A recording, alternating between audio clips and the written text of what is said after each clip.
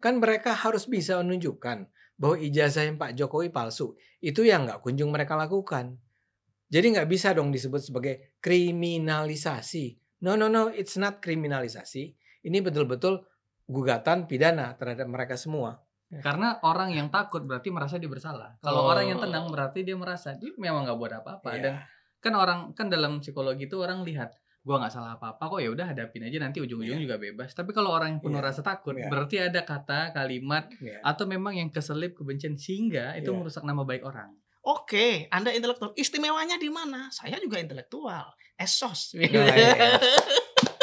Baru saja lulus. Ini master. Gitu loh. Jadi nggak ada hak istimewa ketika Anda mengatakan sebagai akademisi intelektual. Ketika Anda melanggar hukum, nyolong misalnya, ya Anda harus ditangkap.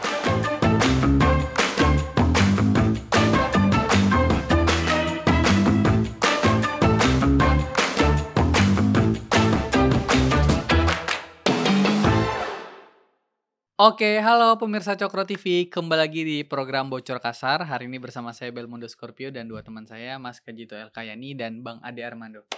Ya, hari ini seperti biasa, kita membahas topik-topik yang lagi hangat.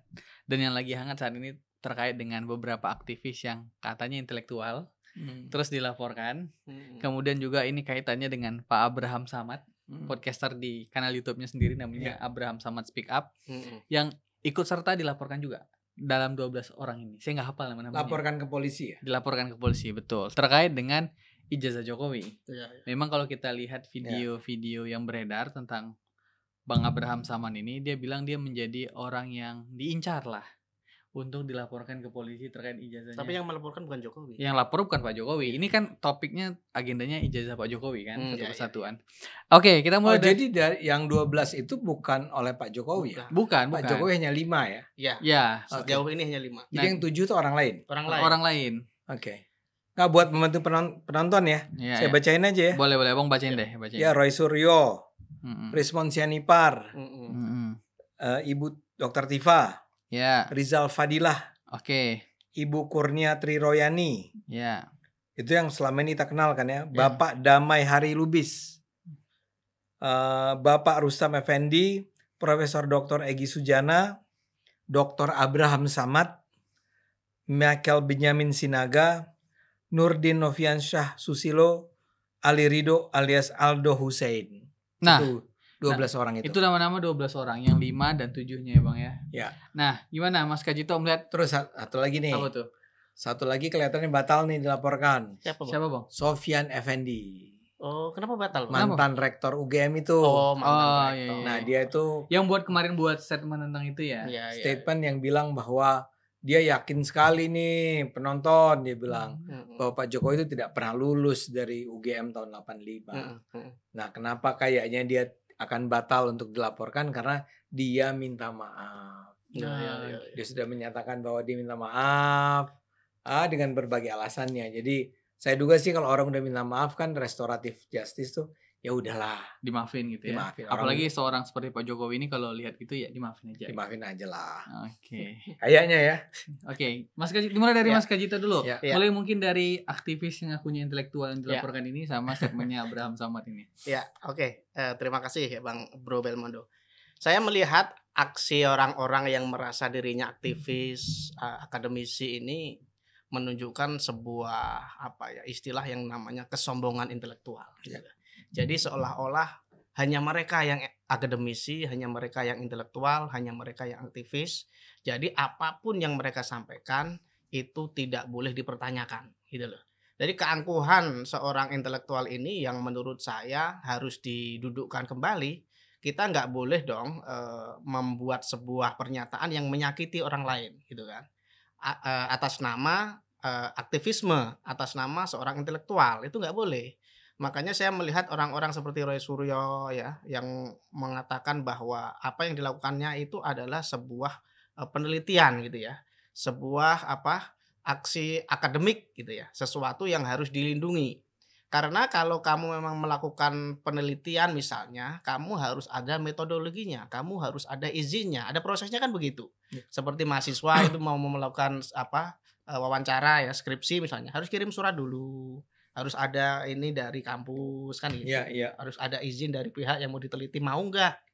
Ini kan enggak, tahu-tahu sekonyong-konyong ijazah orang dipampang, dipretelin semuanya dan mengatasnamakan itu sebuah penelitian kan Dan nggak itu boleh. bukan ijazah dia juga ternyata. Bukan ijazah dia. Itu ijazah yang didapatkan dari Google ini. Nah, Iya. dari internet. Dari internet. Nah, makanya itu kan sebuah pelanggaran hukum sebenarnya, bukan sebuah tindakan akademik gitu loh. Kecuali jika kamu memang membuat sebuah penelitian yang judulnya juga harus objektif kan. Ada misalnya ada 10 ijazah diteliti. Terus ini aku ada perbedaan dari tahun sekian-sekian. Nah, itu silahkan lah kalau memang ada hipotesis semacam itu. Dan menurut saya kalau memang dari awal orang-orang ini mencurigai ijazahnya Pak Jokowi palsu, sebenarnya ada prosedurnya. Kumpulkan bukti, laporkan polisi. Kemudian tempuh jalur hukum. Selesai sebenarnya. Dan itu proses yang legal, proses yang dilindungi oleh hukum. Kamu nggak akan dihukum kalau prosesnya begitu gitu.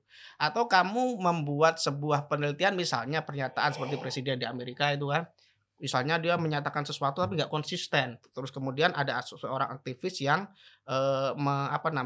mengcapture itu, kemudian menyuarakannya ke publik, boleh juga kayak gitu kan. Nah ini kan sesuatu yang menurut saya sangat personal ya, ijazah meskipun mereka menyebut itu akademik dokumen publik katanya yang boleh ditampilkan ke masyarakat. Tapi apapun itu kan berkaitan dengan sosok yang memerlukan izin, kecuali misalnya waktu ada pemilu ya, kemudian ada kandidat yang maju, kita pertanyakan ijazahnya. Nah itu boleh kita bawa ke kantor polisi kalau ada hipotesis semacam itu, biar polisi yang menelusuri kan gitu prosesnya. Tapi yang terjadi dengan Roy Suryo, dengan Tifa terutama ya, yang katanya seorang dokter ini, tapi dia ikut meneliti dokumen dan dia menggunakan pendekatan behavior, neuroscience dan seterusnya, yang nggak ada kaitannya dengan penelusuran data-data sebuah dokumen gitu loh. Nah ini yang sangat saya sayangkan, kenapa orang-orang seperti Dokter Tifa ini yang tingkah lakunya menurut saya itu memalukan ya, sebagai seorang dokter, sebagai seorang intelektual yang mestinya bisa mendudukkan masalah mana yang boleh, mana yang tidak, gitu loh. Kan selama ini kita dari 2014 kalau nggak salah atau sesudahnya ya, saya agak lupa, Dokter Tifa itu kan terkenal sangat nyinyir ya.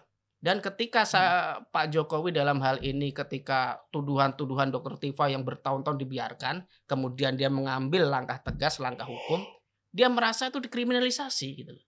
Kriminalisasinya yang mana? Itu kan hak hukumnya Pak Jokowi yang dilakukan. Dan ketika itu ditempuh ya kita harus menghormati gitu loh. Jangan mengatasnamakan sebagai hak asasi manusia, katanya kan begitu. Ya. Padahal sebagaimana yang dimaksud Pak Mahfud MD, saya baca tadi nggak sengaja tulisannya Pak Mahfud soal HAM itu boleh dilanggar gitu loh, secara prinsipil. Contohnya apa? Contohnya orang yang merampok. Ketika dia merampok, haknya dia itu bisa diambil, dipaksa untuk dimasukin penjara. Boleh dilanggar gitu loh. Dalam hal ini juga begitu. Mereka punya hak untuk bersuara. Oke. Tapi ketika kamu melanggar hukum, kamu harus siap untuk dihilangkan hakmu. Kamu harus siap ditangkap dan dipenjara. Kan logikanya begitu, Bro. Oke. Mantap juga Mas Kajito. Bang Ade gimana Bang Ade melihat? Ini kan awalnya 5, sekarang udah 7.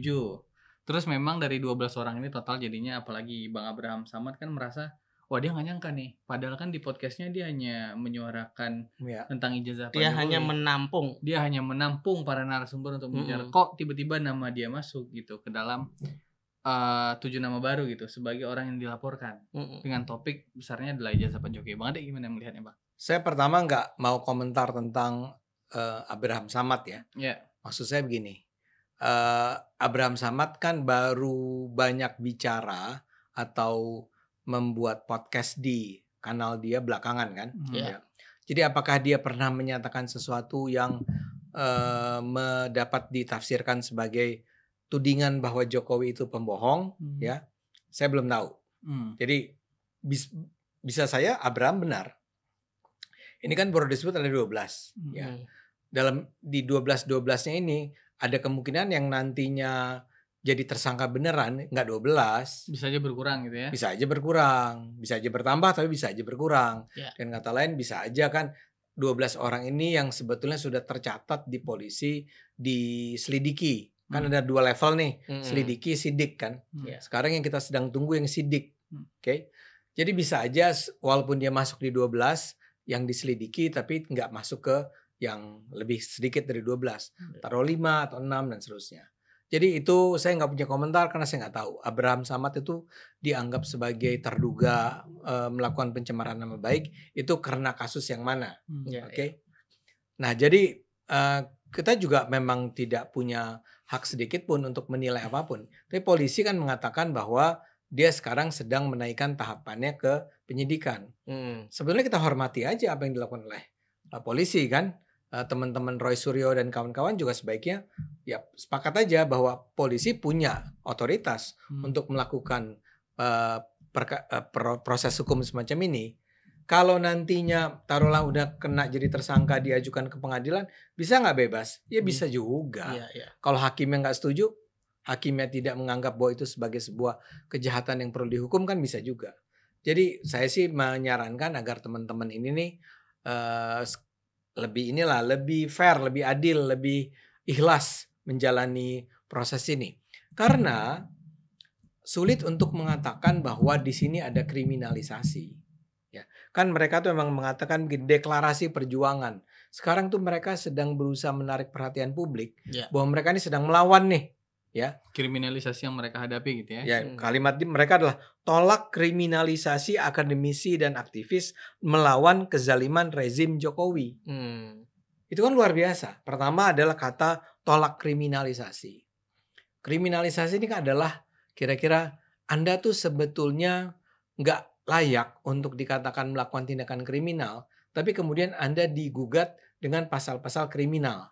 Seolah-olah Anda melakukan tindakan kriminal. Itu yang disebut sebagai kriminalisasi.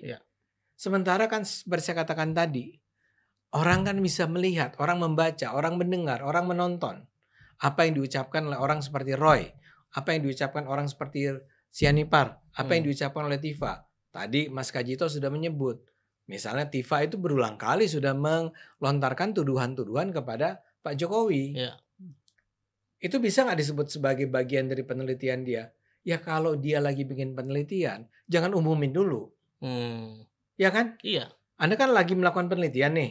Anda tiba-tiba bilang bahwa dia penipu, dia pembohong, dia memalsukan ijazah. Ya begitu Anda ngomong di ruang publik, ya itu bisa dong dianggap sebagai sebuah hal yang mencemarkan nama baik Pak Jokowi. Betul. Kalau memang Pak Jokowi itu punya ijazah asli. Ya, kan mereka harus bisa menunjukkan bahwa ijazah yang Pak Jokowi palsu. Itu yang nggak kunjung mereka lakukan. Jadi nggak bisa dong disebut sebagai kriminalisasi. No, it's not kriminalisasi. Ini betul-betul gugatan pidana terhadap mereka semua. Dan mereka mengatakan satu, melawan kezaliman rezim Jokowi. Gimana sih? Rezim itu penguasa. Penguasa. Rezim yang mana ini? Memang masih berkuasa Jokowi itu. Ya. Jokowi itu udah selesai. Yang melakukan persoalan dilakukan gara-gara persoalan utamanya adalah Anda nih maksud saya adalah mereka Roy, Samad, Egy Sujana, Tifa, bla bla bla, terus menerus udah dibilang bahwa ijazah Pak Jokowi itu asli, mereka bilang palsu, bohong. Ya, kemarin ketika Sofyan Effendi ngomong yang kemudian dia tarik kembali itu, Roy Suryo di media televisi nasional bilang bahwa fix, jelas Pak Jokowi tidak pernah lulus dari UGM tahun 85. Dia ngomong terus. Ya. Jadi yang menuntut dia bukan lagi rezim. Pak Jokowi memang menggugat, tapi sebagai warga negara biasa kan, yang bisa saja ditolak oleh polisi. Tapi polisi memang ternyata melihat, ada nih alasannya, bukti-buktinya cukup kuat nih. Ya, maka diterima. Maka dijadikan prosesnya menjadi sidik sekarang, bukan lagi selidik. Oke? Tapi kembali, kalian itu, Roy dan kawan-kawan, Abraham Samad dan kawan-kawan, ini melihat Pak Jokowi masih menjadi pemimpin ya, masih menjadi presiden. Tidak, dia sudah tidak menjadi presiden. Presidennya sekarang namanya Prabowo. Jadi kalau Anda mau bilang bahwa mereka mengalami kriminalisasi oleh rezim Prabowo mestinya. Polisi yang ada sekarang ini, Pak Listio barangkali emang orang yang dekat sama Jokowi dulu. mungkin Pak Listio itu adalah seorang Kapolri di masa Pak Jokowi. Tapi sekarang dia adalah Kapolri di masa Pak Prabowo. Dialah yang di bawah dialah maksud saya ya. Di bawah dia sebagai pemimpin Polri lah yang kemudian merestui adanya panggilan atau penyidikan terhadap 12 orang ini. Buat saya ini memang sebetulnya sebuah pernyataan penuh kepanikan dari semua itu. Orang-orang yang selama ini tampak jagoan kan. Roy Suryo kurang jagoan apa? Abraham Samad kurang jagoan apa? Rismond Sianipar kurang jagoan apa? Tifa, Egy dan kawan-kawan kurang jagoan apa kan? Mereka sangat berani kan?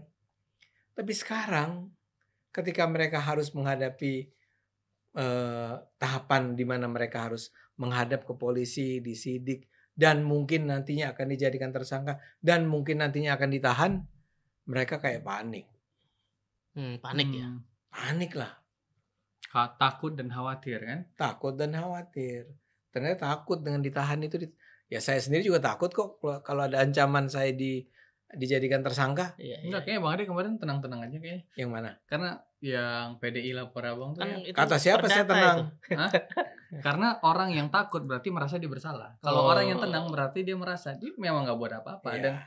Dan kan dalam psikologi itu orang lihat gua nggak salah apa-apa kok, ya udah hadapin aja, nanti ujung-ujungnya juga bebas. Tapi kalau orang yang penuh rasa takut berarti ada kata, kalimat atau memang yang keselip kebencian sehingga itu merusak nama baik orang.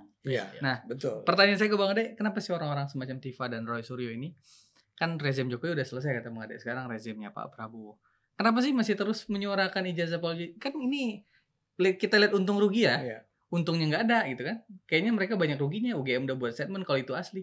Ini orang-orang semacam ini kenapa terus ini ya bersuara untuk hal-hal semacam ini Bang Ade? Apa gimana menurut Bang Ade?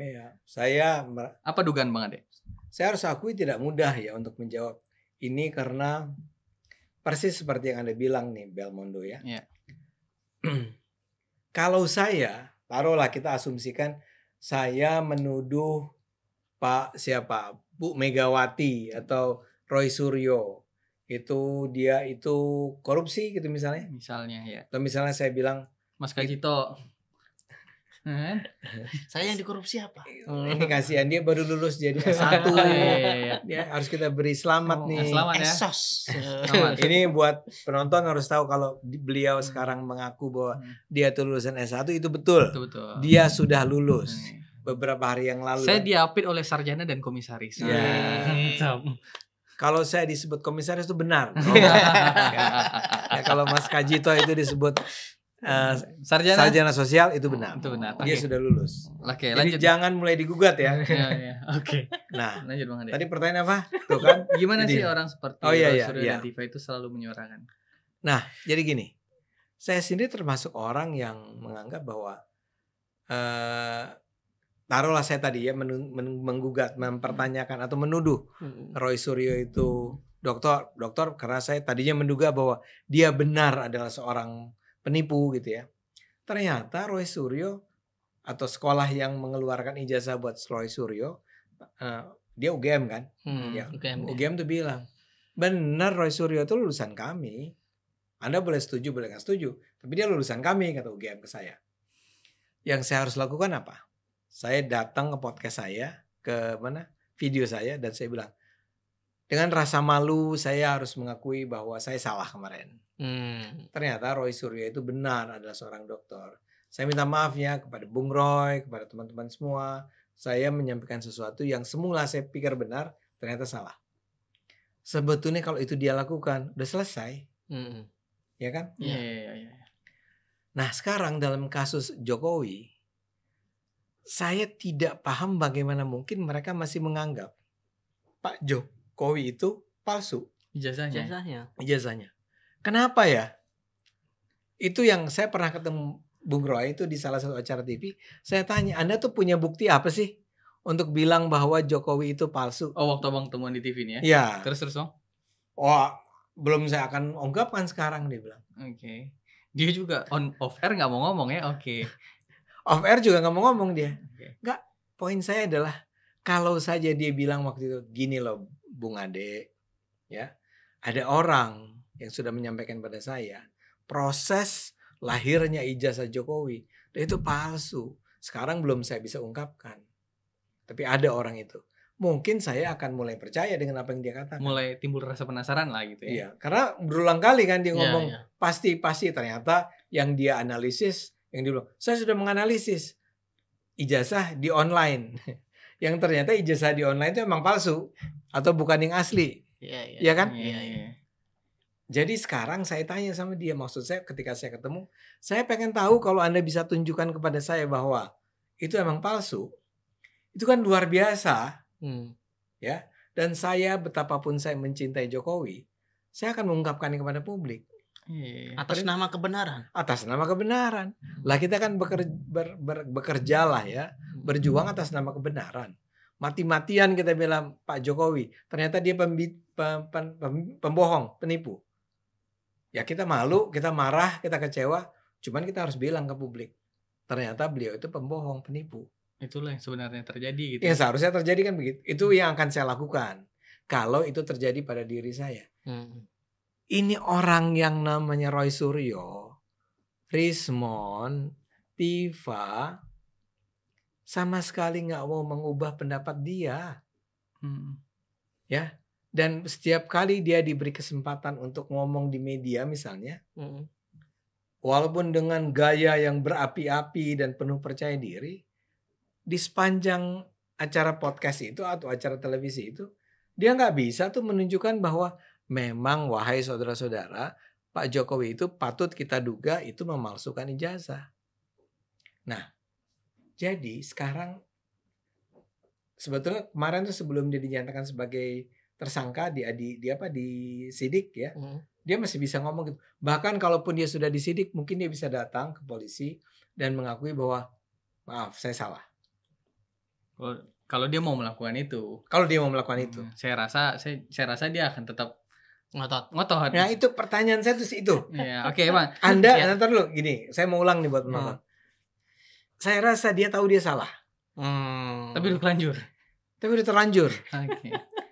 Tapi kan sebetulnya kalaupun Anda terlanjur, Anda mau menarik ucapan Anda dan taruh yang saya bilang tadi agak dengan saya mengaku salah. Kan memang kacau nih Roy Suryo. Tapi kan paling tidak Anda nggak harus menjalani proses pengadilan. Nah saya dengan kata lain mau bilang, saya nggak punya ide sedikit pun untuk menjawab pertanyaan Anda. Kenapa sih dia ngotot terus?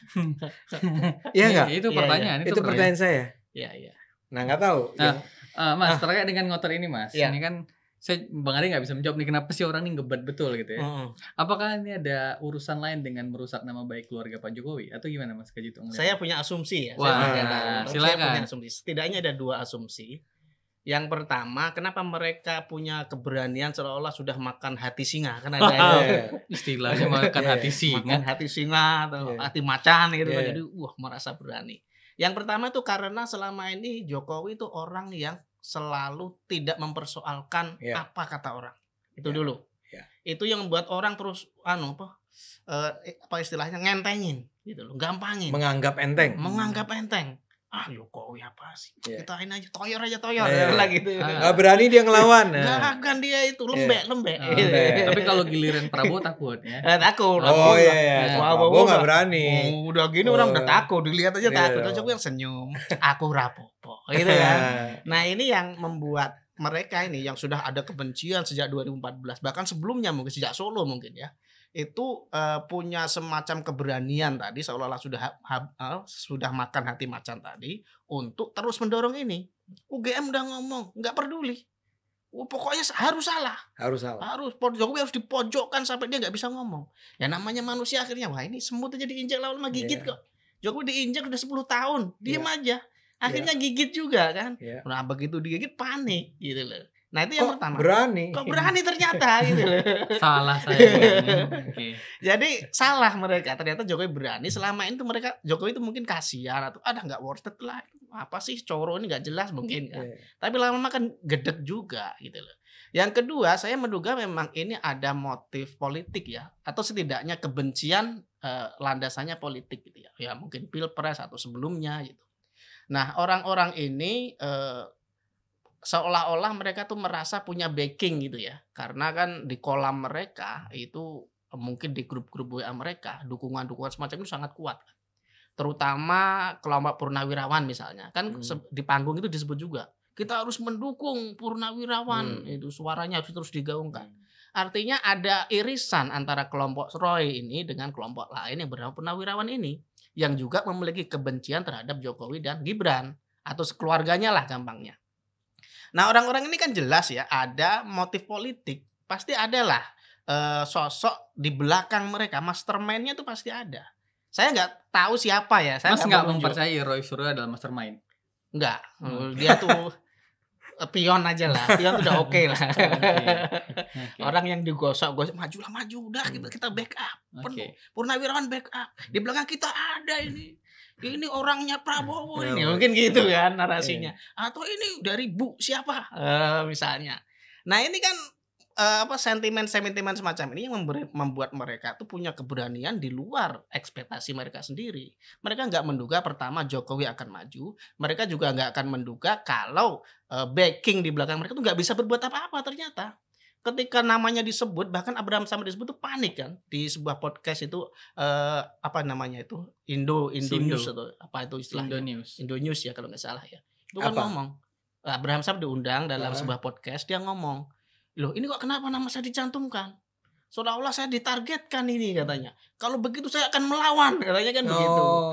Sebelum yang deklarasi ini. Setelah deklarasi baru diundang dia. Jadi dia deklarasi dulu ikut, makanya yang hostnya ngomong, loh mungkin karena Bang Abraham ikut deklarasi ya, saya kan diundang, saya kan cuma menyatakan pendapat saya, masa nggak boleh?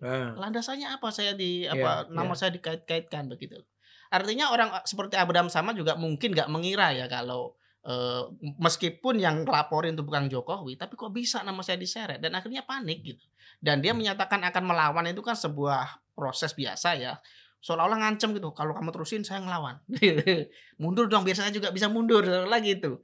Nah, saya melihat orang-orang ini juga seperti kata Bang Ade itu memang dalam kondisi yang terancam, panik, makanya dia melakukan apapun. Terutama orang-orang yang sudah dilaporkan oleh Jokowi secara langsung ya. Kalau yang laporin orang lain ya masa bodoh lah, itu namanya orang lain kan. Kalau ini yang laporin Jokowi langsung, bayangin. Makanya mereka mengkait-kaitkan masalah ini dengan masalah politik. Ini kan sebenarnya kasus hukum kan. Tapi di framing, di format seolah-olah ini perjuangan melawan rezim, katakanlah begitu, melawan kezaliman. Seolah-olah mereka tuh, bahkan Rizal Fadila tuh ngomong, ini sudah terkenal di dunia global katanya. Jokowi itu sudah pasti ijazahnya palsu. Tinggal kita dorong ini hukum supaya gol, supaya dibuktikan bahwa Jokowi itu ijazahnya palsu gitu kan. Nah, ini kita melihat bahwa orang-orang ini sebenarnya seperti tadi yang dipertanyakan oleh Bro Belmondo, kenapa sih mereka kok sudah tahu kalau sebenarnya dari UGM udah ada, Barreskrim menyatakan itu ijazahnya udah terbukti ada gitu kan, masih maju terus ya karena sudah kepepet, sudah terlanjur. Mereka sudah kepalang basah, sudah nyebur gitu loh. Akhirnya ketika namanya orang sudah kepepet gitu, ngaku salah pun itu nggak akan mengurangi dampak hukum kan. Kecuali Jokowi mencabut mungkin ya, atau kecuali kalau sudah proses nggak bisa ya, sudah di pengadilan nanti mungkin sudah nggak bisa, harus dilanjutkan. Kalau di pengadilan pasti nggak bisa. Menurut Mas mereka akan lanjut sampai ke pengadilan atau akan berhenti sebelum masuk pengadilan? Ya kan tergantung yang kelaporin. Iya. Nggak, maksud saya apakah Roy Suryo dan teman-teman akan menyadari itu dengan cepat sehingga sebelum masuk ke ranah pengadilan mereka udah berhenti di kepolisian atau lanjut sampai pengadilan? Tapi kalau saya rasa ini boleh. Siap silakan. Oke. Saya rasa nih. Saya sepakat dengan Anda ya. Tapi kan sekarang pertanyaannya nih adalah bahwa Anda sudah melihat nih. Kayaknya sih kan tadi Kak Jito dengan baik sekali menjelaskan. Dia berusaha terus nih. Berusaha terus dan menyangka bahwa di belakang diri mereka tuh ada kekuatan-kekuatan yang akan menjaga, mengawal, melindungi ya. Tapi kan sekarang seharusnya mata mereka udah terbuka dong. Nggak ada itu. Nggak ada. Pak Prabowo aja udah berteman sama Jokowi. Kalau Prabowo itu dianggap faktor ya. Karena menurut saya kan seharusnya dia nggak dianggap faktor dong. Ini kan kantor di polisi, Pak Listio. Ya. Polisi sedang menyidik. Nanti ke pengadilan kan gitu. Ya. Nah, sekarang mereka udah sadar nih sebenarnya. Seharusnya. Abang membaca itu ya, mereka udah sadar nih gitu ya. Seharusnya. Seharusnya ya. Apalagi yang diperlukan untuk membuat mereka percaya bahwa Mas, Anda tuh udah selesai. Anda tuh udah gak terselamatkan. Ya. Semua bukti sudah menunjukkan bahwa tuduhan Anda itu sama sekali tidak benar. Kan awalnya mereka yakin gara-gara rektor kemarin, Bang. Baru tapi rektor kan minta maaf lagi. Rektor minta maaf. Kan? Udah gembira. Fix Jokowi kan tidak lulus dari itu satu hari. Besoknya ternyata lulus. Oke. Nah, coba harusnya Anda melakukan apa? Kalau Anda cukup apa sih namanya, dewasa atau cukup berjiwa besar, Anda harusnya akhirnya mengakui lah. Iya. Bahkan kan yang beredar sampai bilangnya ijazahnya dicetak di Pramuka kan, itu kan? Ya, dicetak di Pramuka kan nggak ada buktinya. Iya. Beredar banget tuh informasi. Iya. Orangnya juga udah hilang sekarang. Ya, orang itu kan yang bilang bahwa orang PDIP sih bikin ijazah semua itu. Si siapa namanya? Timbo apa? Orang PDIP yang ada TT-nya gitu. Lupa lah saya minta maaf, saya sebagai orang tua tuh saya sering lupa. Saya juga nggak ingin mengingat nama itu, Bang. Iya. Nggak apa-apa. Agak susah namanya. Agak susah memang. Nggak, nama orang timur kalau nggak salah. Iya, tapi dia bilang pokoknya. Orang PDIP itu memang begitu kelakuannya. Ya kalau orang PDIP kelakuannya begitu kan nggak harus Jokowi juga melakukannya kan. Iya. Tapi yang sekarang udah semakin terbukti bahwa itu bohong semua. Iya. Nah, seharusnya menurut saya kalau Anda berjiwa besar, Anda cukup dewasa gitu ya, Anda mengakui bahwa ini memang kami tidak punya cukup bukti untuk menggugat bahwa Pak Jokowi itu palsu ijazahnya. Ya. Tapi yang mereka lakukan sebaliknya. Ya enggak? Yang mereka lakukan sekarang adalah, Anda lihat pidato Abraham Samad. Ya. Ini kita perang melawan kriminalisasi. Dan dia bilang, kalian para netizen jangan pernah takut untuk mengungkapkan kebenaran. Nggak apa-apa saya masuk penjara. Nggak apa-apa saya masuk penjara. Ya? Iya. Benar, itu semua benar. Saya juga nggak suka kalau orang netizen kita menjadi penakut semua. Tapi kalau ini tidak benar, ya Anda memang tidak boleh mengungkapkannya. Dan Anda harus cukup jujur untuk bilang bahwa ternyata ijazahnya asli. Ya? Ini kenapa terus menerus? Ya. Yang menurut saya ini mereka sedang memang menggali lubang kubur sendiri. Iya. Dan ini juga pertanyaan saya nih, Bang. Kalau kita perhatikan kan tokoh-tokoh yang menyuarakan ini kan sebenarnya adalah tokoh yang dulu pernah dekat dengan Pak Jokowi kan. Roy Suryo, Abraham Samad itu kan dulu adalah tokoh yang sebetulnya enggak juga. Enggak juga ya? Enggak ya? Roy itu dekatnya sama Pak SBY. Pak SBY ya. Demokrat. Ya. Maksud saya pernah punya hubungan yang baik-baik saja lah gitu ya. Baik-baik saja semua itu. Abraham Samad juga kita kagumi lah. Ya. Tapi kenapa kemudian ini seolah-olah orang membacanya jadi, Bang, ini kan kayak barisan sakit hati nih. Mungkin karena sakit hati lah mereka bertindak semacam ini gitu. Gini loh. Gimana, Bang? Bro. Kalau orang kayak Roy Suryo mungkin bisa dijelaskan kesakit-hatian dia karena dia dulunya menteri terus mungkin nggak dipakai lagi. Dia pernah nggak ya jadi menteri zamannya Jokowi? SBY. Nggak pernah ya? Jokowi nggak pernah. Jokowi nggak pernah. Tapi taruhlah Anda tanya pada soal Tifa. Iya. Tifa tuh sakit hati apa sama Jokowi? Oh, nggak ada angin nggak ada hujan memang dia udah. Nggak ada angin nggak ada hujan, ya. Sehingga kalau untuk kasus Tifa, mungkin Abraham Samad, mungkin Egy Sujana, ini soal ideologi kanan. Ingat loh orang kayak Tifa itu berulang kali bilang bahwa pemimpin yang sejati itu adalah Anies. Iya. Oh, oke. Oh, arah pilihannya memang Anies ya. Anies kan, anak abah banget kan. Iya. Yang dia bilang Anies tuh bukan Indonesia levelnya, dia sekjen PBB. Mantap. Iya kan? Iya. Jadi mungkin ada tuh persoalan-persoalan dari dulu, dari tahun, Anda kan bilang dari tahun 2012. 2012 kan lawan siapa waktu itu dia di Jakarta? Lawan ini mantan gubernur tuh. Siapa? Jarot ya? Bukan, sebelumnya. Iya. Ya. Kelompok-kelompok Islam ketika itu sudah bersama Bapak itu lawannya itu. Pak Kumis. Ya. Terus Fauzi Bowo. Oke. Terus 2014. Oh, udah Islam banget tuh kan pertarungannya. Iya. 2019 Islam banget nih. Ini kelompok-kelompok Islam. Mungkin ya ada faktor itunya. Sakit hati dan marah sekali bahwa kita dipimpin oleh seorang presiden yang tidak Islami gitu ya. Jadi ini dibawa sekarang. Oh, sampailah sampai hari ini begitu ya. Tapi Roy Suryo masuk ke dalam kategori itu enggak? Enggak. Roy Suryo kagak ada Islamnya. Enggak masuk ke sana, cuman karena ada isu yang sama makanya melipir gitu ya. Mungkin.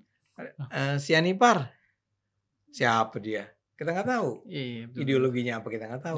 Tiba-tiba menyuarakan aja gitu ya. Tiba-tiba menyuarakan. Sehingga kita betul-betul bingung ini sebetulnya kalau Anda bicara tentang di belakang ini ada. Oke. Mas Ito, ini gimana statement mereka nih? Kezaliman rezim Jokowi, kita ulang lagi nih awal jadinya. Rezim Jokowi gimana? Terhadap rezim Jokowi. Terhadap rezim Jokowi gimana? Ini Pak Jokowi nggak mau mimpin lagi kok, yang mimpin sekarang Pak Prabowo. Kemarin aja mereka suwon ke Pak Prabowo kan, ini kan nggak episode dulu. Saya udah suwon ke Pak Prabowo lah. Pak Prabowo tuh ketemu makan mie ayam sama Pak Jokowi di Solo. Masih gitu. Bakmi Jawa. Dan makannya 2 kali ya? Iya. Mungkin. Kenapa bawa-bawa rezim Jokowi orang-orang ini? Ya orang ini kan selalu mengalami halusinasi bahwa saat ini pun Jokowi masih berkuasa. Gitu. Saat ini pun pemerintahan kabinet Prabowo itu sebagian besar orangnya Jokowi. Selalu begitu imajinasi mereka. Jadi dalam pandangan mereka Jokowi ini harus disingkirkan. Makanya selalu membawa atas nama rezim. Itu alasan yang pertama ya. Alasan yang kedua sebenarnya ini framing mereka. Kalau orang memposisikan sebagai korban ya, orang memposisikan sebagai yang dikriminalisasi, mereka harus memiliki lawan yang kuat, penguasa, rezim gitu loh. Jadi seolah-olah mereka mewakili akar rumput, mewakili kelompok intelektual untuk melawan rezim, melawan penguasa. Meskipun Jokowi bukan penguasa sebenarnya gitu loh. Tapi harus diposisikan begitu dalam narasi mereka supaya orang banyak ini termakan. Dan saya curiga orang seperti Roy yang nggak punya ideologi Islamis ini ikut masuk gara-gara framing ini. MK lah kasus itu, Jokowi menguasai ini. Akhirnya rasa aktivisnya tersulut kan, ikut-ikut nganalisis. Akhirnya terjebak dalam circle tadi dan ikut ke dalam kelompok Islamis. Kalau katakanlah Dr. Tifa Riza Fadil itu kan kelompok Islamis ya, oke lah, kita paham lah bloknya di mana. Tapi kalau orang kayak Roy itu kan agak aneh kalau dia tercebur ke situ. Tapi bisa jadi kita membayangkan Buniani misalnya, dia tuh seorang liberal awalnya gitu. Tapi sekarang pun jadi Islamis gara-gara kecemplung di sana. Gitu. Dia membelokkan arah perjalanan hidupnya. Tapi nama Buniani nggak ada nih? Nggak ada. Karena nggak paham ngomong apa sih ini. Jadi orang-orang ini akan selalu begitu bro. Akan selalu menempatkan Jokowi sebagai common enemy. Ini harus kita musuhi bareng-bareng ini. Kita harus keroyok. Jadi kami didukung oleh rakyat yang mana? Bahkan kalau Anda mengatakan Anda intelektual, oke, Anda intelektual. Istimewanya di mana? Saya juga intelektual. Esos. Baru saja lulus. Ini master. Gitu loh. Jadi nggak ada hak istimewa ketika Anda mengatakan sebagai akademisi intelektual. Ketika Anda melanggar hukum nyolong misalnya, ya Anda harus ditangkap. Saya kan akademisi, masa saya nyolong ditangkap? Ya nggak bisa dong. Kasus ini pun sama. Mereka selalu membawa kata-kata akademisi dan aktivis. Memang akademisi dan aktivis nggak boleh ditangkap kan? Boleh aja kalau berbuat salah. Iya. Tapi kan memang ini ada narasi yang sedang mereka bangun nih. Dan ini yang menyebabkan secara mengherankan menurut saya. Mereka tuh bahkan seperti bersedia untuk akhirnya masuk penjara. Untuk sesuatu yang sebetulnya mereka sendiri harusnya tahu bahwa yang salah tuh Anda gitu loh. Ya enggak? Maksudnya gini. Seolah-olah mencari pembenaran juga Bang tuh isi hati kan. Udah ditangkap aja. Demi Indonesia. Kayaknya lu yang salah kenapa bawa Indonesia gitu ya. Ya gini. Setuju kan gini. Ceritanya ini Bel ya. Ceritanya kita memperjuangkan melawan korupsi gitu ya. Terus ternyata oleh lawan itu di-spin. Ceritanya dibalik sehingga seolah-olah kita mencemarkan nama baik para koruptor itu. Maka mereka menuntut kita. Saya rasa Anda juga. Itu kalau itu terjadi sama diri kita akan bilang kita lawan. Tapi Bang gini bang, mereka udah bilang kalau abang mau bersedia minta maaf, ya cari jalan damai, mungkin abang nggak akan dijadikan tersangka nih. Mungkin abang tidak akan dilaporin, atau kalaupun dilaporin tidak akan menjadi tersangka, tidak akan jadi terpidana gitu ya. Bersedia nggak bang? Abang minta maaf. Kalau saya bilang enggak. Ini udah jelas dia korupsi. Saya bilang bahwa dia koruptor, ya, nggak ada komprominya. Dan kalau saya ditangkap kan bangga. Saya bisa bilang ke anak-anak saya kan, bapak kamu tuh ditangkap karena memperjuangkan kebenaran. Dan anak-anak saya akan bangga kan, nggak apa-apa masuk penjara ayah gue, tapi dia memperjuangkan kebenaran. Ya, istriku juga akan begitu kan, nggak apa-apa, kamu memperjuangkan kebenaran. Bahkan saya percaya Tuhan mencatat apa yang saya lakukan kan, wah ini jihad nih, kan keren tuh. Iya. Ini kasus ini. Cerita tadi cukup bagus bang. Iya. Tapi tidak terjadi kepada orang-orang ini. Nah tidak terjadi sama orang-orang ini. Masa dia nggak tahu sih? Ya, misalnya Roy dan si kawan-kawan ini, bagaimana mungkin dia nggak tahu bahwa sebetulnya ijazahnya Pak Jokowi itu asli? Pasti mereka tahu. Kalau mereka sebetulnya bohong kan mereka tahu dong. Iya. Bahwa ijazah Jokowi ini asli nih. Ya.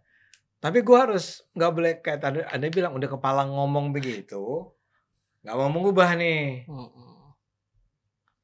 Terus gara-gara itu Anda diperkarakan, Anda masuk ke penjara misalnya.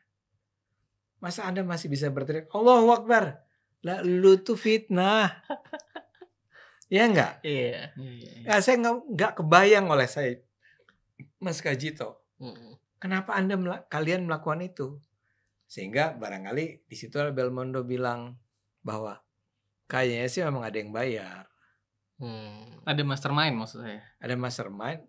Nggak, kalau bayar tuh artinya lo masuk penjara beberapa tahun, tapi hidup Anda tuh terjamin, keluarga terjamin. Dari tua gitu ya.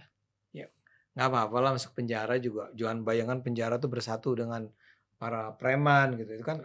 Nggak, kalian nanti khusus. Prosedur gitu iya. Misal ada TV-nya, ada kulkas, ada segala macam kan.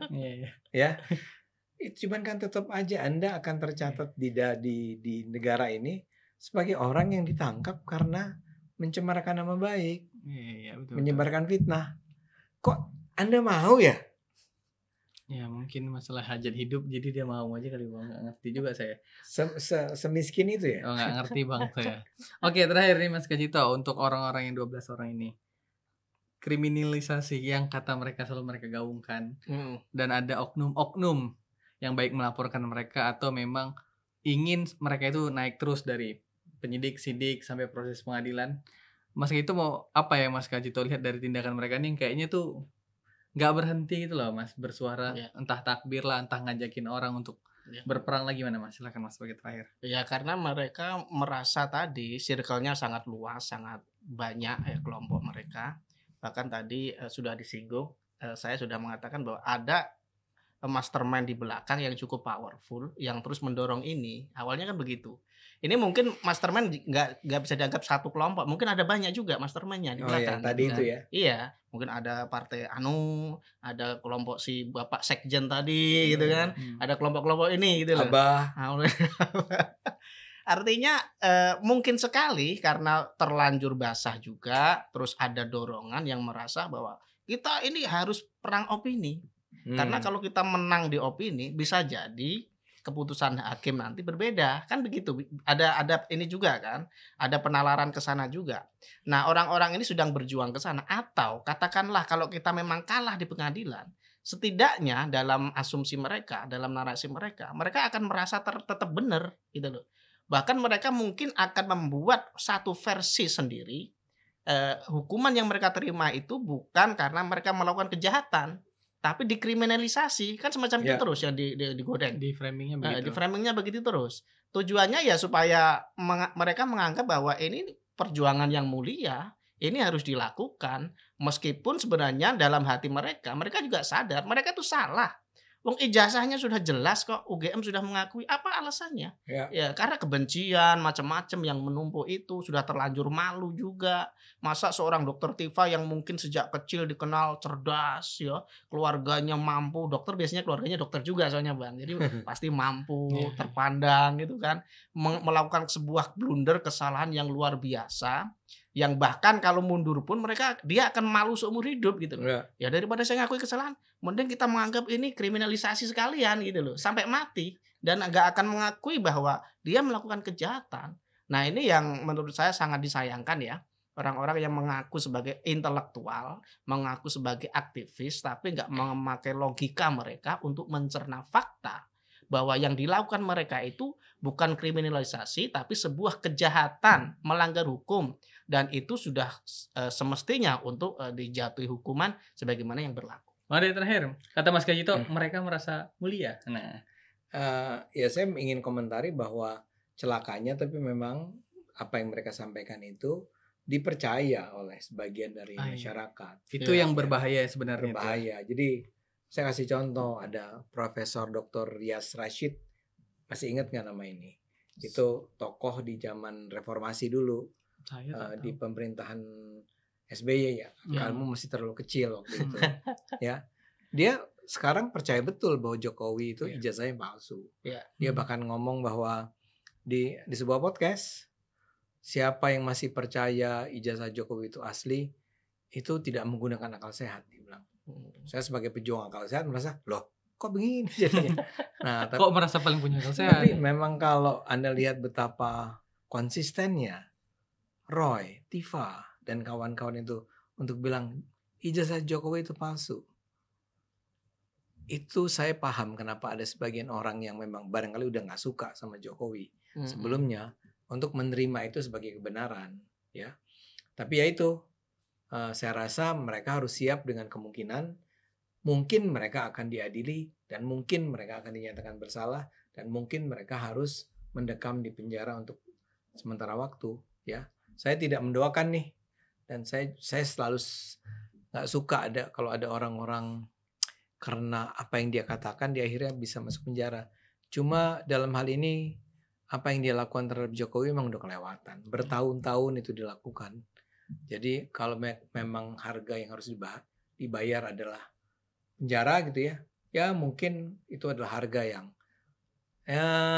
pantas jadinya. Oke, terima kasih banyak Bang Ade Armando, terima kasih banyak Mas Kajito, dan terima kasih banyak pemirsa Cokro TV.